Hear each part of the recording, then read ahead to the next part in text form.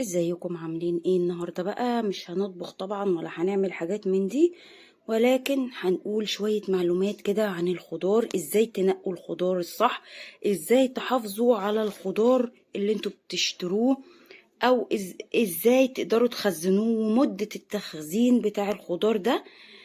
بس لو انتوا اول مرة تشوفوا القناة حطوا صباعكم حالا بالا على كلمة اشتراك او سبسكرايب، وفعلوا زر الجرس ودوسوا على كلمة الكل عشان يجيلكوا اشعار بكل فيديو جديد بنزله. الناس اللي مشتركين ما تنسوش اللايكات والشيرات، ويلا حطوا اللايك حالا بالا. اول حاجة كده هنتكلم عنها هي اللفت. عشان نختار لفت طازج وسليم لازم يكون الثمار بتاعت اللفت نفسه تكون كبير، مش كبيرة. ما يفضلش ان هي بتكون كبيرة، ان في الغالب الكبيرة دي بتكون شيخة وقديمة، فمش هتنفع ان احنا نشتريها. عشان كده نختار ثمار اللفت دي تكون صغيرة عشان نتأكد ان هي فريش وطازة. يفضل برضو اختيار الثمار اللي هي بتبقى دائرية، لانه ولازم تكون صلبة، لان لما بتكون طرية بتحسوا ان هي شيخة برضو كده ومن جوه ومش فريش. اللفت البلدي ده بيكون ليه ساق او زي ما انتوا شايفين كده في الصورة، وكمان ليه اللي هي العروش الخضراء الممتدة دي، وبيكون العروش دي لونها اخضر فاتح، وبيكون ملمسه ناعم زي ما انتوا شايفين كده في الصورة، ومفهوش اي تجعدات.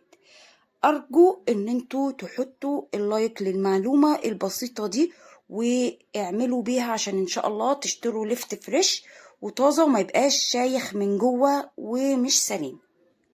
تاني بقى معلومة معانا النهاردة في معلومات عن الخضار، هي هنتكلم عن البتنجان او الباذنجان اللي هو اللي انتوا شايفينه ده، الرومي او القبي. علشان يكون البتنجان اللي احنا بنلاقيه ده صحيح وتمام ومية مية، لازم القشرة الخارجية دي بتاعته تكون ناعمة ملساء، تكون عليها العلامة اللي هي الدايرة اللي بتبقى تحت كده دي في أسفل الثمرة بتاعته، بتكون طولية مش مدورة زي ما انتوا شايفين كده، لأن المدورة بيكون فيها بذور كتير وبتبقى في نفس الوقت طعمها من جوه مر. ماشي. والكبيرة بيكون فيها بذور كثيفة، ماشي، وبتكون يعني فاسدة. ولازم تكون متماسكة صلبة ومش مرنة، يعني مش طرية. وان احنا لما بنشتري البتنجان لازم يكون لونه بيلمع زي ما انتوا شايفين دي ده كده، لان من علامات ان البتنجان طازة وفريش ان هو يكون ناعم بيلمع. لان الثمرة اللي هي بتبقى بهتانة شوية دي مش بتكون طازجة، وفي نفس الوقت بتكون بايظة ومش سليمة. فالاحسن ان انتوا تنقوا بالحاجات اللي انا قلتلكوا عليها دي علشان ما يبقاش البتنجان بايظ في بذور كتير، لان البذور اللي جوه دي بتبقى مش احسن حاجة. زي ما انتوا شايفين كده هو ده الشكل التمام للبدنجان الكوبي اللي احنا بنحتاج ننقيه. وبرضو حطوا اللايك البسيط للمعلومة البسيطة دي. هنيجي بقى لآخر معلومة معانا، وهي عن مدة تخزين الخضار.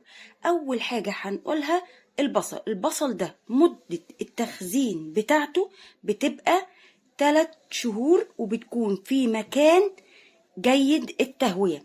البطاطس بقى عشان نخزنها 5 أسابيع، وبتكون في مكان بارد وفي نفس الوقت يكون مظلم. أما بالنسبة التوم ده ممكن نخزنه سنة كاملة في الفريزر. لما بيجي موسم بتاع التوم طبعا في ناس كتير بتفرمه وتخزنه، ده ممكن يقعد سنة معاكم في الفريزر. رابع حاجة بقى معانا اللي هو الليمون، بيقعد من شهر لعدة شهور كده، مش كتير برضو في الفريزر، يعني لحد 4 شهور بالتقريب. اما البامية بعد ما بنبوخها يعني بنعملها على البخار، ممكن ان احنا نخزنها اكتر من سنة في الفريزر. بس كده هي دي المعلومات اللي انا حبيت اوصلها لكم النهاردة. يا رب اكون يعني افدتكم بمعلومات انتوا كنتوا محتاجين تعرفوها. واحنا كده خلصنا معلوماتنا البسيطة، اعملوا بيها وقولوا لي رأيكم بعد ما جربتوها في الكومنتات. وما تنسوش اللايكات والشيرات، ومستنية لايكاتكم ومستنية آرائكم وتعليقاتكم الحلوة الجميلة. واحنا كده خلصنا، واقول لكم سلام. ولو عايزين فيديوهات تانية عن المعلومات عن اي حاجة قولولي برضو في الكومنتات، واحنا كده خلصنا، وسلام مرة تانية.